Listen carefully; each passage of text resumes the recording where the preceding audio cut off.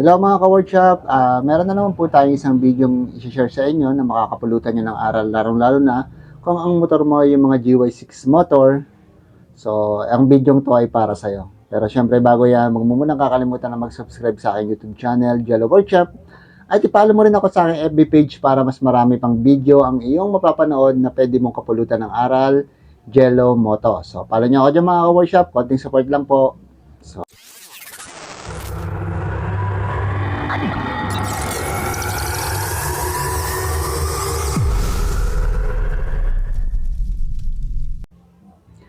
So, ang i-share natin sa inyo mga ka-workshop, yung ganitong klaseng rectifier regulator. So, kadalasan or nakikita nyo to sa mga GY6 motor. So, yan. Sa mga naka-Rusi, SYM, Euro, madalas nyo ito makikita yung ganitong klaseng rectifier regulator. So, para hindi kayo maloko ng ibang electrician or ng ibang mekaniko, isasabihin natin sa inyo kung ano ba yung ganitong klaseng rectifier regulator. Kasi meron akong isang napanood sa video or sa YouTube na yung ganitong rectifier regulator daw ay hindi pa full wave. So, ayan. So, ito yan, nakakabit siya dito sa motor na Motorstar. Ayan. Motorstar ang motor na to, 150. Ito yung Motorstar Easy Ride 150, yung unang version pa. So, dito siya nakakabit. Ay, makikita nyo, apat lang ang kanyang wire. So, magtataka kayo kasi kadalasan, or lalo sa mga baguhan, ang alam nila na full wave na rectifier regulator ay 5 wires, yung ganitong klaseng wires mga ka-workshop. Kuha tayo. So, itong mga ganitong klaseng regulator ang alam ng karamihan, lalong-lalo na yung mga baguhan, mga bata pa dyan na nagwa-wiring. So, ayan. Meron siyang color white, yellow, green, red, at black. So, ayan.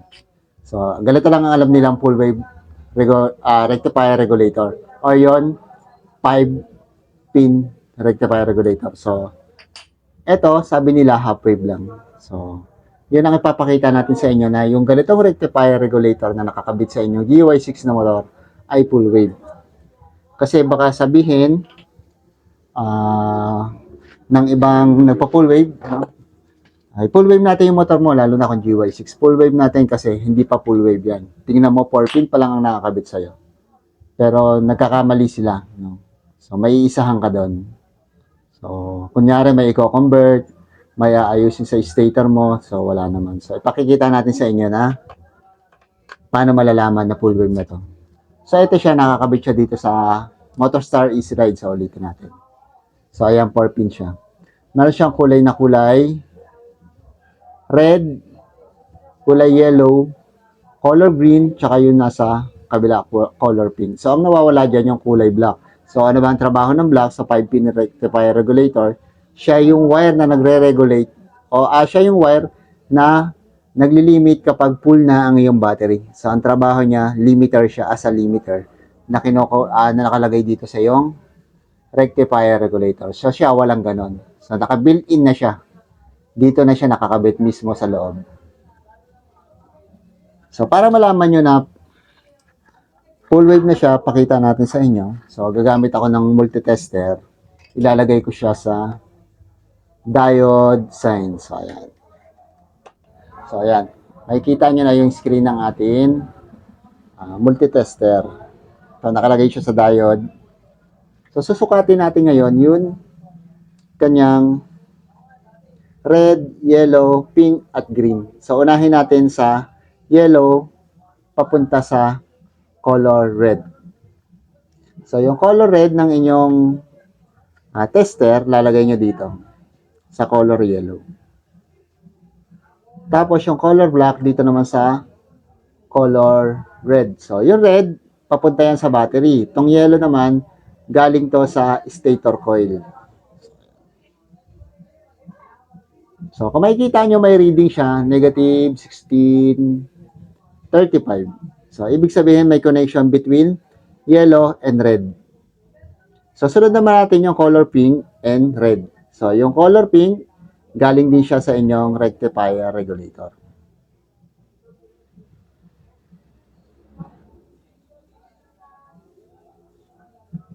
So, makikita nyo, meron siyang 290. So, ibig sabihin may connection din ang kulay pink at red. So, ibig sabihin po yung diode niya papunta sa color red, no? Or sa battery line. So, ibig sabihin nagcha-charge yung color yellow tsaka color red, color pink papunta sa red, papunta naman sa battery. So, ayun. Kung makikita nyo, doon pa lang, mapapansin nyo na yung dalawang wire na yon na galing sa ating stator coil, nagcha-charge, nagsiserve siya as a charging line papunta sa ating battery or dito sa red wire. Tapos, sukatin naman natin yung color green. Yung color green, kailangan magkaroon naman siya ng reading pag green, yellow, green, tsaka pink. So, ayan. So, etong positive, ilalagay natin sa color green. So, mas maganda tanggalin natin dito. Para mas sapyan. So, naka-disable siya, papunta doon sa ating stator coil. So, ayan. So, ito, papunta lang to sa atin rectifier regulator. So, ayan. Yung color, yung positive ng ating tester, lagay natin sa color green. Tapos, ilagay natin sa color yellow. Kailangan magkaroon siya ng reading.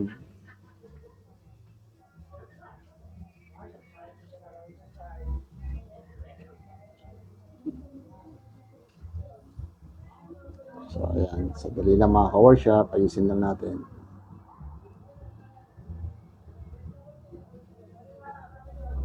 So, ayan. Kung makita nyo, nagkaroon siya ng reading sa green at saka yellow. Basta yung positive ng inyong test light nasa color green. Ulitin ko, or ground.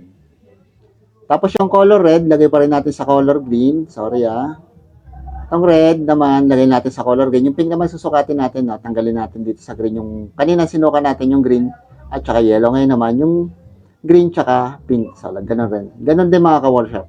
Yung red, dito lang rin sa green. Tapos yung ground, dito naman sa pink. So, ayan. Nakita nyo, meron rin siyang reading. So, ibig sabihin, buo yung diode na nasa loob ng ating rectifier regulator. So, buo ang charging system na pumupunta sa ating battery. So, kasi, kaya ko rin nasabi, kailangan kasi walang maging reading, no? Kailangan naman walang magiging reading kapag itong ground nasa color green, tapos susukatin nyo yon color yellow ng positive ng inyong multitester. Dapat wala siyang maging reading. So, yan. Kita nyo wala. No, ganun din naman sa color pink. Wala rin dapat. So, ayan, wala rin. So, makikita nyo.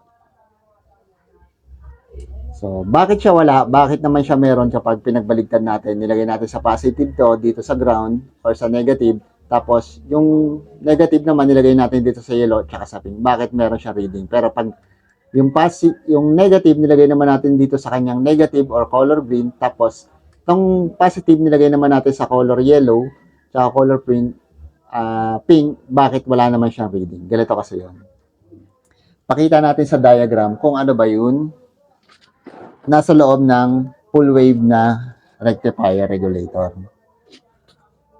So, ayan. So, ganito yan, triangle type. Diamond, no? Ayan.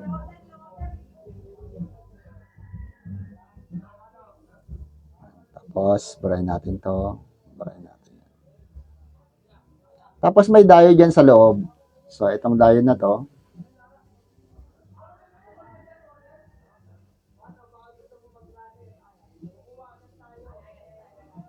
May 4 na diode yan. Kasi pag half wave lang, isa lang ang diode na nasa loob or dalawa. Pero kapag full wave, 4 ang kanyang diode. So, ito yung may color na gray. Or yun, kanyang positive side. Yan.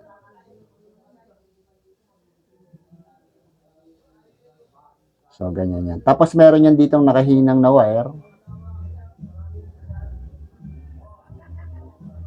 Siya yung nakakabit sa coil. Ito yung color yellow. O kahit magkabaligtad dyan, ito naman yung color white. Kahit magkabaligtad yan, okay lang. So, dito meron din wire. So, nakahinang yan. Nandito siya. Tapos dito rin sa kabila. Ito yung nagsisilbi namang ground. Ito naman yun nagsisilbing positive. Ito yung papunta sa atin battery. Ito rin yung ground na papunta sa battery. Galing sa battery yan. So, mapapansin nyo, kaya nagkaroon ng reading sa atin ground or color green. Lagyan natin itong green wire. Ito naman yung red wire.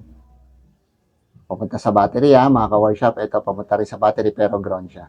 Bakit nagkakaroon ng reading kapag nilagay natin dito sa green yung atin positive na test light at multitester, yung positive na multitester nilagay natin dito sa ground sa green. Tapos yung color, yung ground naman ng multitester nilagay natin sa red. Bakit nagkakaroon ng reading? Kasi yung continuity ng positive na tester papunta dito. So ayan, makikita nyo. Ayan. Kaya nagkakaroon ng connection between green papunta sa yellow tsaka white. So ayan. Kasi pag nandito yung positive ng ating multitester sa ground, so meron siyang reading na makukuha. Kasi ang dadaloy lang naman sa ating diode na nasa loob ng ating rectifier ay positive. So ayan. So meron siyang dadaloy diyan. Kaya may reading yan sa white tsaka sa yellow. Kaya ganyan. Kaya may reading siyang ganun. So, pag pinagbaligtad mo naman, dito mo naman lang nilagay yung ground ng ating multitester. Tapos dito naman yung red sa ating yellow or sa ating color white or pink. Mga ka-workshop, sorry, or pink. Kasi kadaliit sa puti yan. Or pink. No? Dito yung ground. So, tinama mo yung kanyang polarity, ground. Tapos dito naman yung positive sa color pink. Dito sa color pink. Tsaka sa color yellow. Wala kang makukuwang reading kasi yung ground hindi siya dadaloy papunta dito sa atin rectifier regulator. So, ang dumadaloy lang sa kanya ay yung positive source, no? Positive limb lang ang tumatawid dito sa ating rectifier regulator. Yung ground hindi. Pero hindi naman siya magkakaroon ng reading kapag dito mo nilagay yung ating yung ating negative, no? Ng ating positive ng ating multitester, dito mo nilagay yung positive ng multitester sa yellow or dito sa pink. Tapos dito naman yung ground, no, sa green. Hindi siya magkakaroon na rin kasi hindi babalik yung positive, no? Kaya wala kang magiging reading, mabablock nito. Pero pag pinag-reverse mo siya, so black, tapos dito naman yung red, wala rin. So, yung red, tsaka black, wala rin siya magiging reading. Dahil nga, positive lang ang pwedeng dumaloy dito sa atin diode. So, yan. Ulitin natin naman sa bakit naman meron tayo nakukuha reading kapag sa color red, color pink at color yellow. So, yan na lang, mabilisan na lang ito mga ka-workshop So, tamang-tama to sa mga baguhan pa lang or bago nag-aaral ng electrical ng motor o gustong matuto. So, ayan.